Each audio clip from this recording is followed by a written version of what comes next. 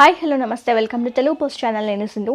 Greater హైదరాబాద్లోనే గులాబీ పార్టీకి గుబులు పట్టుకుంది. ఇటీవల జరిగిన అసెంబ్లీ ఎన్నికల్లో పార్టీ స్థానం కేవలం ప్రతిపక్షానికే పరిమితం కాగా ఇప్పుడు పార్టీలో కొనసాగేందుకు పలువురు ప్రజాప్రతినిధులు ఇష్టపడడం లేదని సమాచారం. కాంగ్రెస్ పార్టీ తొలిసారి రాష్ట్రంలో అధికారంలోకి వచ్చి కనీసం 10 ఏళ్లు అధికారంలో ఉండవచ్చునున్న అంచనాలతో గులాబీ పార్టీకి చెందిన కొందరు కార్పొరేటర్లు ఇప్పటికే కాంగ్రెస్ వైపు ఆశగా చూస్తున్నట్లు సమాచారం.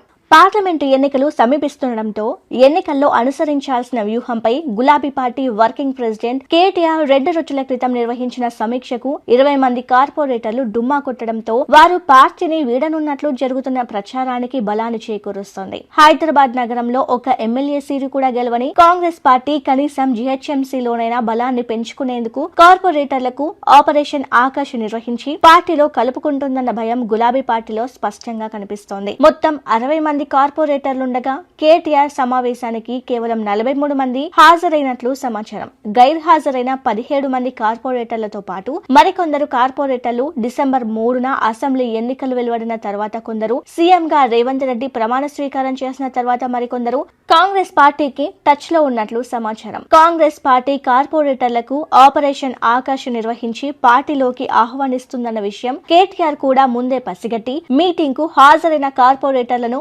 పార్టీలోనే కొనసాగేలా అసెంబ్లీ సీట్లు పెరిగితే బీఆర్ఎస్ పార్టీలో నేడు కార్పొరేటర్లుగా ఉన్న వాళ్ళకే మున్ముందు ఎమ్మెల్యేలుగా అవకాశం కల్పిస్తామంటూ ప్రకటన చేశారని చర్చ రాజకీయ వర్గాల్లో విస్తృతంగా జరుగుతోంది. సిటీలో కాంగ్రెస్ పార్టీకి నాంపల్లి, జూబ్లీ హిల్స్ మినహా 13 స్థానాలకు బలమైన అభ్యర్థులు సైతం లేకపోవడంతో వీలైనంత త్వరగా కాంగ్రెస్ లో చేరితే తాను ఎంచుకున్న నియోజకవర్గంలో కనీసం రానున్న 5 ఏళ్లలో ఎమ్మెల్యేగా పోటీ చేసేందుకు క్యాడర్ అయినా సిద్ధం చేసుకోవచ్చని పలువురు కార్పొరేటర్లు త్వరలోనే కాంగ్రెస్ లోకి జంప్ అయ్యేందుకు రంగం సిద్ధం చేసుకుంటున్నట్లు తెలుస్తుంది. అధికారంలో ఉన్నప్పుడు ఎమ్మెల్యేలు, కార్పొరేటర్లు కేసీఆర్, కేటీఆర్లను తమ వ్యక్తిగత లేదా నియోజకవర్గం లేదా ఇతర పనులపై వచ్చినా వారికి అందుబాటులోకి లేని కేటీఆర్ ఇప్పుడు పార్లమెంట్ ఎన్నికల వ్యూహం పేరిట ఆగ మేఘాలపై మీటింగ్ నిర్వహించారంటే అది కేవలం పార్టీలో ఉన్న కార్పొరేటర్లను కాపాడుకునేందుకేనంటూ రాజకీయ వర్గాల్లో చర్చ జరుగుతుంది.